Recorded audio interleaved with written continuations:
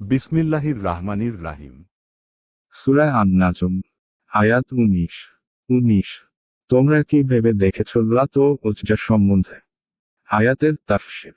তোমরা কি ভেবে দেখেছ লাত ও উজ্জা সম্বন্ধে?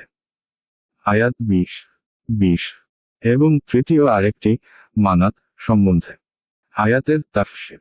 এবং তৃতীয় আরেকটি মানাত সম্বন্ধে। এক হে কথা মুশরিকদেরকে তিরস্কার করে বলা হচ্ছে যে এই হলো আল্লাহর মাহাত্ম্য যা উল্লেখ হয়েছে। তিনি হলেন জিবরিল আলাইহিস সালাম এর মতো মহান ফেরেশতার স্রষ্টা। মুহাম্মদ সাল্লাল্লাহু আলাইহি ওয়াসাল্লাম এর মতো ব্যক্তিত্ব সম্পন্ন মানুষটি হলো তার রাসূল। তাকে তিনি আসমানে ডেকে নিয়ে স্বীয় বড় বড় নিদর্শনসমূহ প্রদর্শন করেন। তার উপর ওহীও অবতীর্ণ করেন। বলো তো, তোমরা যেসব উপাস্যের উপাসনা করো, তাদের মধ্যেও কি এই ধরনের গুণাবলী আছে?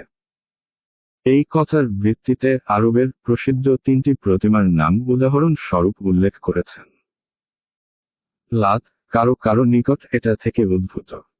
আবার কারো নিকট এটা থেকে উদ্ভূত, যার অর্থ ফিরানো। পূজারীরা তাদের গর্দান তার দিকে ফিরাতো এবং তার তাওয়াফ করত, তাই তার এই নাম হয়ে যায়। কেউ বলেন যে এর অক্ষরটি তাসদীদ যুক্ত থেকে ইসম ফাইল বা কর্তৃকারকপদ, যে ছাতু খুলে।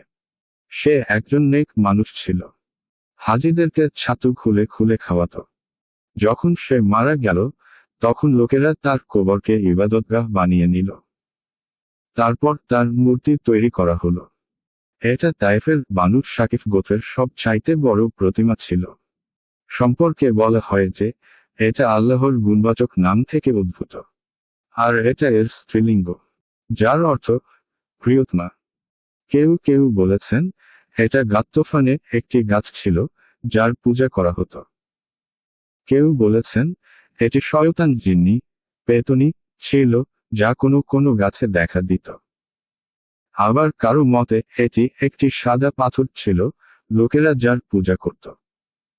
এটি কুরাইশ ও বনি কিনানাহ গোত্রের লোকদের নিঃসব উপাস্য ছিল। হলো ধাতু থেকে গঠিত, যার অর্থ হলো বহানো। এর নৈকট্য লাভের উদ্দেশ্য লোকেরা তার নিকট প্রচুর পরিমাণে পশু জবাই করত এবং তাদের রক্ত বহাত। এটা ছিল মক্কা ও মদিনার মাঝে অবস্থিত একটি মূর্তি। ফাতহুল কাদির এই মূর্তিটি কুদাইদ এর সামনে মুসাল্লাল নামক স্থানে স্থাপিত ছিল। বনি খুজাহ গোত্রের লোকেদের এটি নিজস্ব মূর্তি ছিল। জাহেলিয়াতের যুগে আউজ ও খাওরাজ গোত্রের লোকেরা এখান থেকে ইহরাম বাঁধত এবং ওই মূর্তির তাওয়াফও করত। আয়সারুত তাফাসির ও ইবনে কাসির এগুলো ছাড়াও আরও বিভিন্ন স্থানে বহু প্রতিমা ও প্রতিমালয় স্থাপিত ছিল। মক্কা বিজয়ের পর এবং আরও অন্যান্য সময় সুযোগে নবী করিম সাল্লাল্লাহু আলাইহি ওয়াসাল্লাম ওই সমস্ত মূর্তিসহ আরও অন্যান্য সকল মূর্তির মূলোৎপাটন করেন। ওইগুলোর উপর নির্মিত গম্বুজ ও গৃহাদি ভেঙে ফেলান।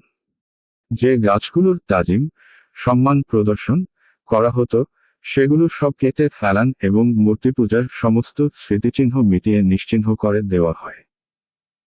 আর এই কাজের জন্য তিনি খালেদ, আলী, আমর ইবনে আশো এবং জারির ইবনে আবদুল্লাহ বাজালি রাদিয়াল্লাহু আনহু দের সেই স্থানে প্রেরণ করেন, যেখানে এই মূর্তিগুলো স্থাপিত ছিল। তারা সেখানে গিয়ে সেসব ভেঙে ফেলে আরব গুহা থেকে শিরকের নাম পর্যন্ত নিশ্চিহ্ন করে দেন।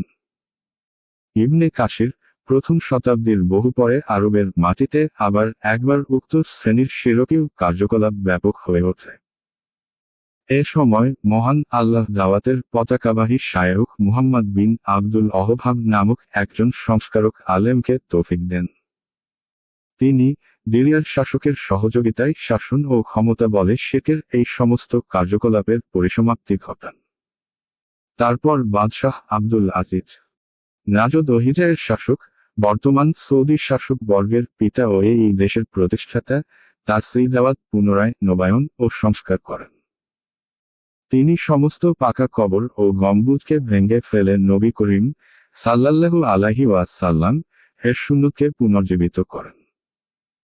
এইভাবেই আলহামদুলিল্লাহ বর্তমানে পুরো সৌদি আরবে ইসলামী বিধিবিধান অনুসারে না কোনো পাকা কবর আছে, আর না কোনো মাজার। আয়াত 21। তাহলে কি পুত্র সন্তান তোমাদের জন্য এবং কন্যা সন্তান আল্লাহর জন্য? আয়াতের তাফসীর। পুত্র সন্তান কি তোমাদের জন্য এবং কন্যা সন্তান তার জন্য? এক মক্কার মুশরিকরা ফেরেশতাদেরকে আল্লাহর বেটি গণ্য করত। এখানে তারই খণ্ডন করা হয়েছে। আরও বিভিন্ন স্থানে এই বিষয়টি উল্লিখিত হয়েছে। আয়াত 22। এ ধরনের বন্টন তো অসঙ্গত। আয়াতের তাফসীর। তাহলে এ তো অন্যায্য বটন। এক এর অর্থ হল অন্যায্য, ন্যায় ও সঠিকতা থেকে দূরে। আয়াত 23।